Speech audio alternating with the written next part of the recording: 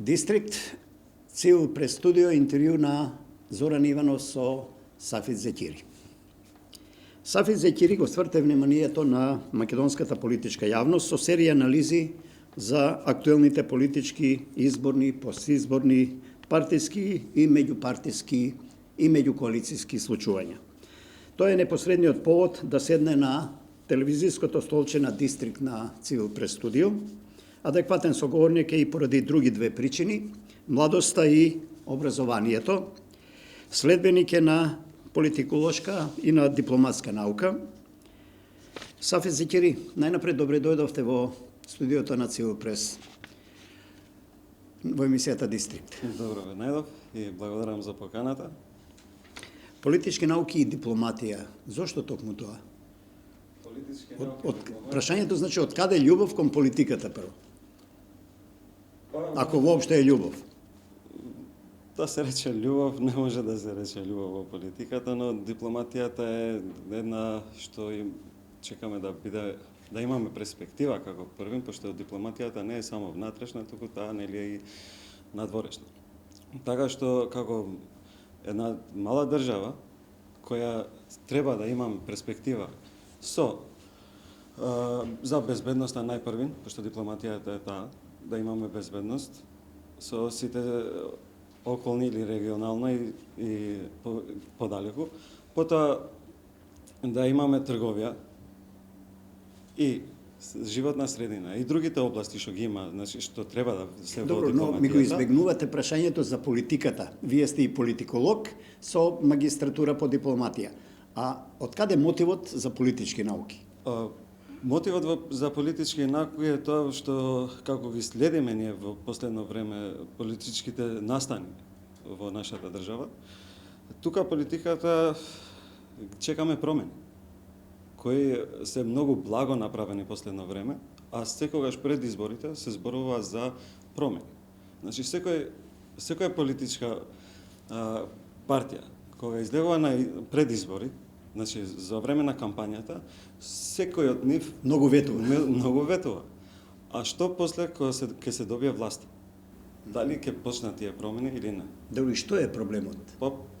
Проблемот е што неспособни, не сакаат, посветени се на себе отколку на општествените потреби. Не е тоа неспособност, туку кај нас како прво нели се почнува со тие првите 100 дена. Па да се формира владата, па после едно може би 20-30 дена или некој си друг рок да се почне со значи министрите да почнат со работа, владата да почне со работа. И тука значи цело време после тие 100 дена ние немаме некој одговор. Зекири, како политиколог ве прашувам, премногу ли се трошат политичките партиските субјекти во Македонија, во земјава, на меѓусебни расправи, кадровски политики, обвинувања, чини, нечини, отколку да смогнат сили заедно нешто да направат за општо добро на сите? Секоја политичка партија си има своји раководствата, значи и во централно ниво, а исто така и во локално ниво. Значи тоа почнува од локално ниво, па иде нагоре, па тука може да има после некои пречки, некој бил предложен, некој не бил предложен. А во самите партии? Во самите партии, да. После ќе се, значи самите партии, значи ќе почнат тука да, овој може, овој не може да поведе, може клиентелизмот проработува. Кога ќе дојде на власт, значи тогаш треба да се отчита. Некако тоа што се зближуваат со народот, без разлика дали се активисти членови, пошто и неопределените може да идат во некоја од нивните кампањи. Таргетот не е само кај членовите, кај сите граѓани. Членовите не може да ја донесат партијата на власт. Ќе добија, значи, функција некако како ги нема во јавноста. Не тотално ги нема, туку малце им запира тоа. Може да се каже и дружба, зашто да не. Добро, дали ние граѓаните, да речем, ги преблаги сме спрема политичките субјекти, премногу им попуштаме, премирни сме, ги гледаме со нивни изјави, настапи, се расправаат меѓу себе, ние сме некако индолентни веќе. Што се случува со македонското општество? Ја нема таа енергија внатрешно од типот на, не знам, шарената револуција или на некои други граѓански протести, па и етнонационални, ако сакате? Како држава, значи, од 30 години, првата декада не ни беше некоја што ја познаваме многу добро. Пример, јас бев тинеџер тоа време и млад, средношколец.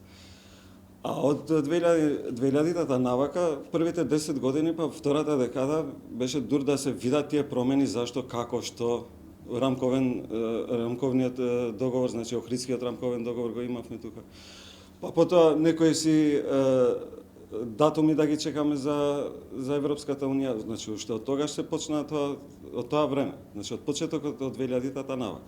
Последните 10 години знаевме дека имавме, кога спомнавте шарена револуција, тоа беше за режимот, кој беше на некој начин поставен, а после тоа ублажија работиве, значи тука имаме блага промена, како што и реков претходно. Транзицијава е преспора. Транзицијата е преспора. Значи, ние скоро 30 години сме сме уште во транзиција. Сафет Зекири, вие сте скопјанец. Каде растевте? Какви беа во вашите детски денови, па и школски, меѓуетничките односи? Се дружевте ли или како гета се затвораа македонци на една страна, албанци на друга страна, турци можеби на трета страна? Малку се променија ли од тогаш времињата сега или кој е вашиот впечаток? Што се случува на тој меѓуетнички план во Македонија? Како основец, кога бев во основно училиште, пошто јас живеам во населба Нерези, која е мултиетничка населба, во општина Карпош. Да, подводно. Да. И основното училиште заврши во Братство, каде што бевме мешани. Македонски, албански, да, турски. Не само албански и македонски. Наставната беше само на албански и на македонски, па после тоа продолжив, значи имавме многу добра дружба и уште се дружим. Значи моето мало е 5 на 5, можам да кажам, 5 куќи албанци, 5 македонски, многу добро живееме. Спротив мене имам јас македонец комшија, што многу добро и живееме ден денеска и ќе продолжиме така. Па добро, ако тоа би се случувало кога сте биле млад во основно, што се случуваше потоа или што ни се случуваше на меѓуетнички план? Да продолжам и со средното, пошто и во средното заврши во Зефлиш Марку, значи средното училиште Зефлиш Марку, каде што исто така и тука бевме мешани. Имаше тогаш, до тоа време кога јас бев ученик таму, имаше и во самото, значи во Зефлиш Марку, имаше и македонци што учеа. Па после ние некако се делевме, не знам зашто не делеа, ние бевме млади тогаш, не знаевме тоа што како се случува. Кај можам да забележам нешто интересно, во тоа време ми текнува кога беше војната во Косово и кога почна бомбардирањата на НАТО, 99-та многу од учениците, значи пошто више во трето и четврто бевме заедно во Никола Карев тогаш. И почна да ги лепат тие, како и многу граѓани низ Скопје, таргет, значи сака како на некој начин нив да ги бомбардираат НАТО, а односно НАТО бомбардираше во соседна Србија. Што имавме ние тогаш со војната во Србија и ги бомбардираните до НАТО. Тоа ми беше целта на прашањето, позади жито што се вели, позади некои завеси, некои политички, некои мистични можеби структури ги пакуваат работите за да може да создадат друг амбиент во општеството, отколку природниот луѓето едноставно да се дружат, да пријателуваат, да се занимаваат со култура, со уметност, не знам, со бизнис. 90-тите затоа и беа интересни, нели? Пошто бевме веќе млада самостојна држава, со не Република Македонија, туку фирма. Ни се случи 2001 после 2001 Еврамковниот констатираат и политичките субјекти и државните институции дека е исполнет, нели?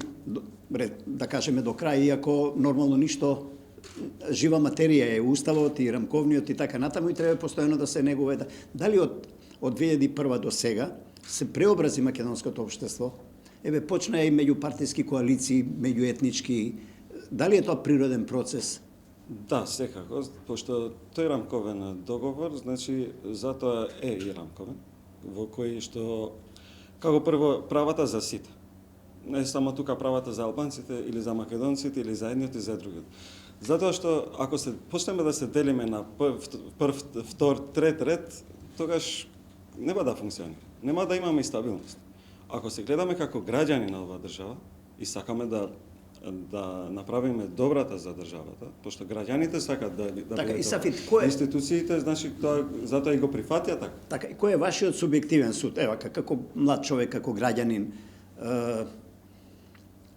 рамковниот и таа еднаквост, таа рамноправност ги достигна врвовите? Може да се каже дека сите граѓани во Македонија, барем според институциите, законите, уставот се еднакви, или се уште има некои дискриминации по етничка основа? Какво е вашето чувство? Некако не ги гледам многу работиве така цело време негативните, дали е дискриминиран некој, дали за ова право некој има проблем или така. Но главно почнато е, особено последните 5-6 години или 4-5 години тука, е почнато да се види дека во општеството може ние заедно да правиме многу работа. Ако се сплотиме, значи, зошто да не живееме достоинствено? Зошто да не живееме послободно? Ние сме слободни Но и да живееме денеска послободно. забележувате и вие по разни вести и настани така на еве случувања сега околу помилувањето. Кога станува збор на пример за албанец кој не знам треба да се амнестира, се собира дел од албанската заедница или политичкиот албански фактор. За да врши притисок врз институциите. Немаме доверба во институциите, па одиме по таква етничка линија уште, ни треба уште време да се граѓанизираме. Дали ќе доживееме некогаш да се соберат македонци да протестираат затоа што на некој албанец му е нанесена неправда и обратно. Ако на некој македонец му е нанесена неправда, да некој политички или граѓански фактор од албанска етничка заедница да се бунтува и да бара правда за тој македонец. Дали ни треба уште време за тоа? Кој групна помилувањето треба да се видат кои се. Не мислам на конкретниот случај, генерално зборувам. Да, во генерално, значи за еден човек што е во затвор, нели, и се чека или може да се помилува освен за некои, како беше, за убиство или не. Имаше некои нели. Едно, да. Зборот ми е се нема ли доверба во институциите, дали албанскиот еве политички и граѓански фактор, вие како го чувствувате, имаат се уште голема недоверба кон институциите и дали се уште ги доживуваат како, ќе ме разберете можеби погрешно, но ќе кажам како македонски институции, како етно-македонски институции, а не како институции на државата, на општеството и на сите граѓани. Има ли уште таа сенка дали стои? Значи, како е вашето чувство за тоа? Тие што се во институциите, без разлика дали е албанец или македонец, он самиот треба да каже или да настапува со тоа дека јас сум граѓанин од оваа држава и ова институција е од институција на Република Северна Македонија и треба да е еднаква за сите граѓани, без разлика на етникумот. Одлично ми дадовте идеја за следното прашање. Вие сте вработен во дирекцијата за заштита и спасување. Таму мешан етнички состав, не само македонци, албанци, веројатно и други. Да, секако и други. На кој јазик се разбирате? Ние меѓу себе, значи сите се разбираме на македонски јазик и со албанците на албански јазик. Значи зависи со кој како пример еве на еден ден работа, зависи со кој колега ќе се зборуваш, значи зборуваме ако е албанец албански. Не си правите проблеми? Не. Ако дојде интервенција, кажете ми ова. Ако дојде интервенција, значи не гледаме кој е, гледаме дали е човек. Така, да ви искористам како функционира дирекцијата сега, како е поставена? Значи имаме административниот дел и оперативниот дел. Баш вчера имавме и презентација на тимовите за брз одговор и исто така и дел од изложбата што ја последува дирекцијата. Со кои дејности се бави дирекцијата? Заштита и спасување од поплави, вода, подвода, деминирање на подвода, особено во Охридското езеро. Делот од тимовите за спасување и заштита од урнатини од високи објекти. Добро, може ли граѓанин обичен да речеме како јас или не знам на мојот колега камерман му падне колата во Вардар, кому да се обрати за да помогне да му излежат како на познатата наша глумица? Значи тоа првен нормално ќе се обрати во полиција, пошто тоа е локално. Така е редот. Редот е така. А преку полиција добивате. А директно кај вас граѓани можат ли да ви се обратат за нешто, за помош, не знам? Може да се обратат, секако дека може да се обратат, но ние како институција нели имаме делот од тоа што од локалното па на така, по иерархија. По иерархија, да. Значи парањето е од локално Така, некому мачка ако се заглави на кров на олуп, Истото, вас значи, не ве викаат пожарникарите да, или вас. Пожарникарите. Така, значи, ама тие се дел од тој систем, исто. Тие се дел од тој систем, но нели се во локалната самоуправа. Имате доста работа. Зависи од, значи, имаме работа. Додека се вака зимски сончеви денови е пристојно, нели? Пристојно е така, но секој ден нешто, фала Богу, немаме многу работа. Зашто и не треба многу да имаме работа во оперативниот дел. Колку време сте таму? Јас сум 2,5 години, значи Тоа е во делот на некои партиски вработување или вака конкурси се пријавувате и... Јас сум вработен стручно во дирекцијата за заштита и спасување преку јавен оглас. Значи, во јавниот оглас беше за преведувач во кабинетот на директорот. Јас сум дипломиран професор по албански јазик и книжевност и исто така и постојан судски преведувач, што значи дека исполнува и Дирекцијата соработува со други држави, искуства, опрема, помош. Да, соработуваме, особено вежби. Ние сме и членка на Европскиот цивилен механизам. Значи, механизмот е и тоа и го вклучуваме кога и со потреба. Во секоја општина имате ваши единици. 35 единици. Тие како се организирани, имаат свој командант или како ги викаат првите луѓе? Тим лидери ги викаат, значи тим лидери за тимовите за Добро, и што прават тие во општините? Тие се на редовна работа, хонорарци, на редовна работа. кога немаат работа, што работат? Значи вработените во дирекција за заштита и спасување во подрачните единици се во редовна, а потоа имаме и тимови за спасување со кои соработуваме и со доброволните друштва за спасување и за пожари и така натаму. Добро, значи да дефинираме ако притреба на граѓаните, нели? Преку локалната полиција, полицијата ве ангажира вас. Се полицијата ќе чекаме да се среди тоа уште за некое време и со 112 бројот. Директно кај вас да се обраќа. После Ајде службите да, ќе Сафит Зечири, да се вратиме на политиката. Што се случи на локалните избори? Сите анкети промашија, нели? Прогнозите, испитувањата на јавното мислење дека, не знам, ќе бидат пола-пола, расположението на граѓаните меѓу ВМРО, ДПМН и СДСМ, нешто дуи исто така со ќе има силна конкуренција во алијансата и во БЕСА, што и се покажа на некој начин, но сепак дуи како партија издоминира и новија локални избори.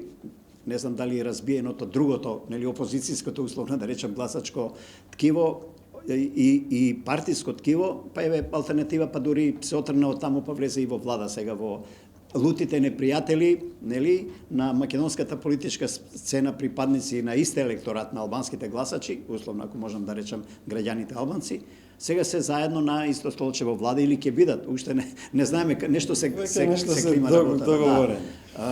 Што се случува, што ни се случи на изборни на локалните избори? Зошто промашија сите прогнози и околу излезноста луѓето се помалку заинтересирани за гласање или некој револт, инает, предолго е дуи на власт, предолго СДСМ премалку испорача резултати или?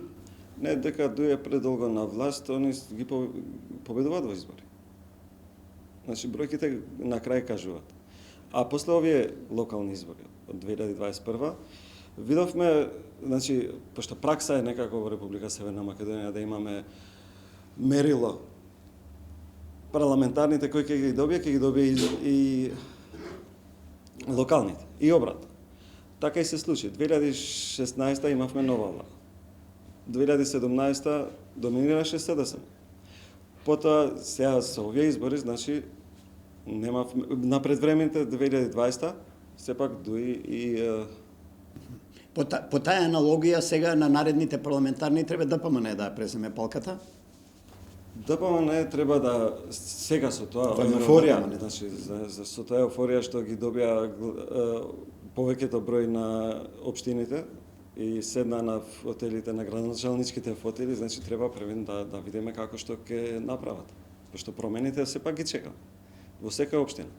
А зашто потврдија, значи, овие сите анкети или прогнози, може да се каже дека не се гласаше тука само, што не се парламентарни, треба да ги делиме парламентарни и и локално. Да, но луѓето кај нас се навикнати веројатно Само излегуваат гласа да, ама против само или не партија. гласа, нели? Зошто да се, ако сгрешил, значи градоначелникот во X општина. Не може да страда Не цела може- партија, мислите? Не за цела партија, не може да страда и градоначалникот од другата општина. А, така. Значи тука некако гледаме ние само едно. А тие сгрешија. Овие се добри, ама кога се добри? Кога ќе бидат добри? Така излегува дека лесно се пали гласачкото тело, многу не брзо се ги пали менува ставовите. многу лесно, туку поради тоа што не се задоволни некако на некој начин да кажам граѓаните воопшто и затоа и неопределените последното време не излегуваат ни да гласат. Пошто секој ќе рече зошто да гласам кога се е исто. И бројките се такви. Покажа не видео ми се чини само слика без изјави или немаше од претседателот на ДУИ изјава, имаше од претседателот на ВМРО ДПМН средба меѓу Ахмети и Мицкоски. Некои медиуми на албански јазик во Македонија шпекулираа дека можна е рекомпонирање после ова неуспехот на првото рекомпонирање на владата во парламентот без избори, ВМРО и ДУИ да се најдат во новата власт без избори. Можно ли е тоа? Неколку пати, значи, пред да се објави таа слика, без коментар, од ДУИ е кажано дека имаме стабилно мнозинство. Ако има стабилно мнозинство со оваа гарнитура, и сега што е приклучено и алијанса со 4 пратеници, значи нема и време за избори веќе. Подобро е да се тера до крај овој мандат. Ова е едно општество за сите. Има ли шанси? Секако дека во Македонија ние сме мултиетничка држава. Тоа не е од денеска, тоа е од поодамна, многу одамна. Значи, зошто да нема едно општество за сите и сите да ги почитуваме своите етнички култури. Јас ако ја почитувам мојата култура, значи ќе ја почитувам и на другите. Се почитуваме меѓу себе, не е проблем. Граѓаните сите сме слободни за и сплотени во едно, и достоинствени. Значи, не ни е проблем никако. Се излегуваме надвор од државата, значи гледаме дека таму има и повеќе мешаност, за разлика од Македонија. Сафит Зекири, што е ли вашиот аналитички нерв? Ќе издржи ли оваа влада сега со алтернатива во услови кога и до сега собранието не функционираше? Ќе се влечат вака уште 2 години без некоја реформа, без можност, без капацитет, нешто радикално да се промени во сферата, не знам, на здравствено образование, на корупција и така натаму? Или сепак ќе мора да се оди некаде до година, пролет или на есен за локални избори, ако опозицијата продолжи конструктивно или деструктивно се едно со 5000 амандмани, со 2000 да блокира и да прави обструкции, што на некој начин е легално кога е власта слаба, поготово после ова, како и вие што спомнате, еуфорија по локалните избори. Ќе издржи ли владава? Кој е вашето гледање? Јас мислам дека нешто ќе издржи, треба да издржи ова влада. Вашиот став е дека не ни требаат избори? Не ни треба. Изморени сме сите граѓани од избори. Дури некогаш мислиме дека кога ќе дојде недела, дали се избори. Па и Значи, ВМРО недела е некако како избори. да не сака избори, туку сака рекомпонирање на... Рекомпонирањето, да, они ги собра и подписите. Но на крај стана 60-60, што беше малце и чудно. Пошто после овие избори, наместо да се решат некои проблеми или прашања во државата, ние правиме политичка криза. Што велите вие, етички или неетички чин беше напуштањето на коалицијата од страна на алтернатива и влегување во влада? Или во политиката се е етички, секој се бори за да дојде на позиција, за да може да управува? Секако дека секоја партија затоа излегува на избори. Затоа и постојат партии. Постојат партиите. Да победуваат, не да бидат во опозиција. Да победуваат, секако. Алтернатива лошо помина на локалните и тоа и беше спас, можеби, за да обстои на политичката сцена?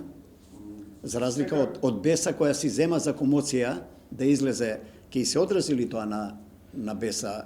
Ќе се задоволи ли само со лидерот, градоначалник на еден така значаен да не бидам македонски град? Погрешно, но малце е чудно, пошто ја не памтам некој... Значи, се извинувам, прашањето ми е меѓу Беса и алтернатива. Што се случи? Едните излегуваат, другите влегуваат. А потекнуваат со иста матрица. Условно да речам, Онака подесничарски се и двете. Они беа значи заедно, па после се разделија. Сега имаме БЕС, имаме алтернатива. Па зошто излезе без? Дали некој знае зошто излезе без? Може би со тоа дека ние они треба да го појаснат тоа подобро, но вака гледано мислам дека они ги зачуваат ставовите што ги кажа пред јавноста, дека ние ако не правиме тоа или ако не биде ова, ќе излеземе од власт. Добро, ама И така, чекај некако локални на- избори да, за па, да се наседат па, за тоа- градоначалници, па после Тоа избори. беше и чудно нешто, затоа што ти веќе сте, кога веќе си во коалиција, а во коалиција беше со СДСМ, значи има и слоганот им беше можеме. Значи кога можете заедно, зашто да не идете Тоа сега да до крај? прашам, дали Како прво, а со ресурсите што располага не гледавме дека има некој проблем. Така. Значи, сакам да кажам, при вакви појави, кога граѓаните излегоа и гласаа за една коалиција во која беше, пак ќе речем се мултиетничка СДСМ и БЕСА, кога БЕСА напушти, дали тие гласачи на тие парламентарни избори кои гласаја за СДСМ во пакет со БЕСА или кои гласаја за БЕСА во пакет со Социјалдемократскиот сојуз, се изневерени на некој начин? На некој начин може да се каже. Да, пошто нели тука беше коалиција заедничка и со заеднички листи. Сега и едните активисти или членови гласат за таа коалиција, па после ги нема нив таму и се некако неориентирани се, а што да правиме понатаму. Имат ли перспектива ВМРО да помене и Алијанса, што велите вие? ВМРО ДПМН и Алијанса заедно како што се работува, значи само треба тука да седнат да размислуваат за некои други работи. Да ги слушнат и членовите нивни и активистите нивни. Дали можат они да излезат заедно или дали е заборавено тоа што е кажувано претходно од двете партии. Што до пред 4-5 години имаше други изјави од двете партии, сега имаме нешто друго. Дали малце ќе се раскомоти ова е во ред, не е проблем. Во политиката секако Се е можно. се е можно. Дуи ќе обстојува и натаму како главен политички фактор во земјава со потпора на главното гласачко тело, граѓаните албанци од тој дел на електоратот. Ако видиме значи од страна на тоа што рековме дека Нема некоја конкуренција уште силна. Мерило еве овие локални избори со таа бројка значи ќе остане на власт. Ова потегот на Реджепи, како вие како граѓанин и како политички, да речам, упатен човек и аналитичар го... Кој Реджепи само што имаме Не, па мислам на овој што не дозволи што не дозволи ВМРО да помине да формира влада. Значи за Кастриот Реджепи. Да, Кастриот. Господин Кастриот Реджепи, значи он самиот во своите изнесувања кажуваше дека тоа го направи за државата да иде напред. Што значи јас мислам дека он ни даде еден пример, не ни требаат избори. Требаат решавање на проблеми. Што ќе случеше ако дојдеше ВМРО да помине да ја преземе владината палка? Ке требаше да се губи време за тие 100 дена што ги зборуваме секогаш. А и дали ќе ги имаме тие 100 дена? Едни наредни губиме време цело. Едни наредни брзи парламентарни избори, пролет или есен, се едно, ќе донесат ли некои радикални промени во расположението на гласачите или според анкетите повторно ќе биде, како велат на пата, пола, па тегавање околу формирање на влада на мнозинство? Ќе ни требали пржино 4, например? Не, брзи парламентарни, предвремени сега, пак предвремени, народот е исцрпен од... Да, но ако не функционира парламентот, каде натаму? А зашто парламентот е главната конјунктурна демократска алатка на секое... Па тука произлегува едно друго прашање. Кога сите сме демократи, сите политички партии се демократски, зошто не, ако сум во опозиција, например, опозицијата со незината програма, што ја кажуваш, значи и членовите што ја чита или што видовме каква има, зошто за тие за доброто на државата да не соработуваат, пошто они си имаат секако дека може да се функционира и на тој начин. Ако што сме во опозиција, да помагаме на власт. Така, нема да спомнам јавно, тоа си е ваше, овде сте како аналитичар. Малку имам чувство дека навивате за некоја политичка опција, но тоа си е гостам на вас. Кажете ми, што ќе ни се случува нас по нова година сега околу формирањето на владата? Таа ќе биде ли до нова година формирана? Претпоставуваме дека да, ќе биде формирана владата. И Алтернатива нели доби преголем колач, малку дуи нели се љубоморни? изјавите беа дека не се љубоморни, дури и рекоа дека баш им се воспитуваме за во овие кризи да барат некои од тие институции. Така, малите партии бараат една изборна единица одамна. Зашто сте вие?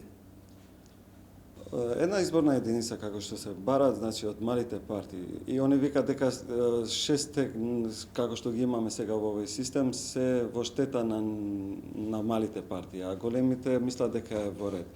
Сега дали е комплицирана ова регулатива или дали не е, ние гледаме дека во некои делови се губат гласови од една страна. Од друга страна, дали може да бидат и со отворени листи.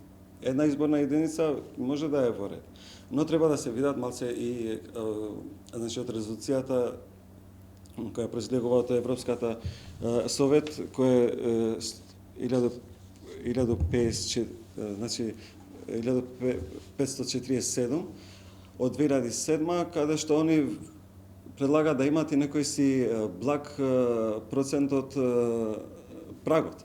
Значи зависи малите партии.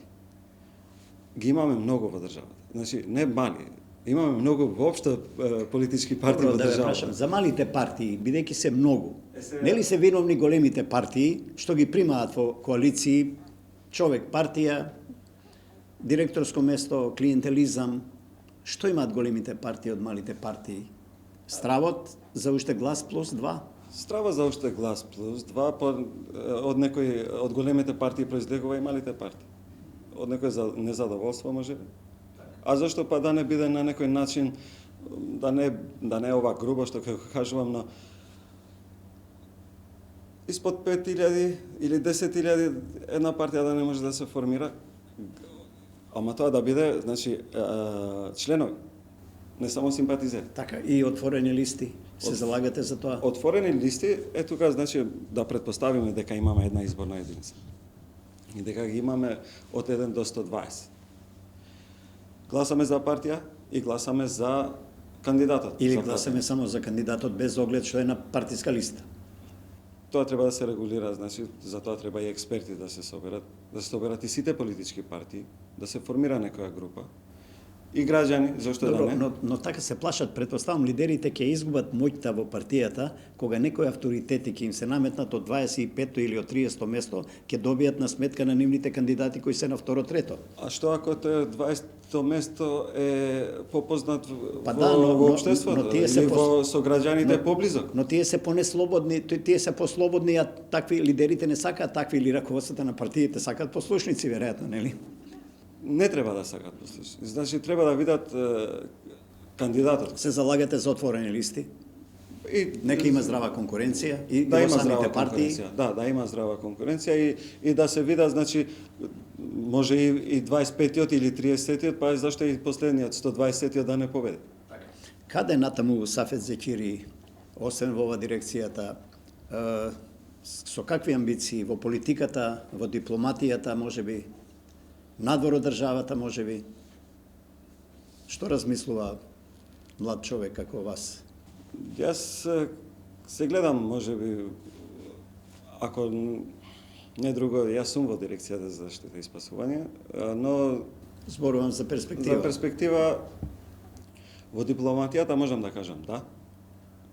Но за таму не тоа што треба да видат дека секој дипломиран дипломат или магистер по дипломатија некако не можеме да стигнеме до тоа дека може да се покажеме. Нема шанси. Немаме некоја шанса. И освен тоа, зошто да не ги дадеме ние своите идеи, да се некако не да не соберат на купче, пошто не може сите. Добро, еве медиумите, меѓу кои и Цивил, нели, студиото на Цивил и Дистрикт емисијава е шанса за афирмација. Ви посакувам среќа. Ви благодарам. Може би по некоја година, ако не амбасадор, ќе ви видиме во некоја амбасада, па натаму здравие. Може би првата дипломатска функција некаде. Не е само до амбасадор. Значи имаме доволно амбасади низ светот, така што може да придонесеме доста за државата. Како што се тие првите области, безбедноста, па трговијата и животна средина, што е веќе актуелна секаде. Еве вашата порака, нека пробие во јавноста. Нека пробие. Дистрикт Цил прес студио, Сафет Зекири, ви благодарам. Благодарам и на вас.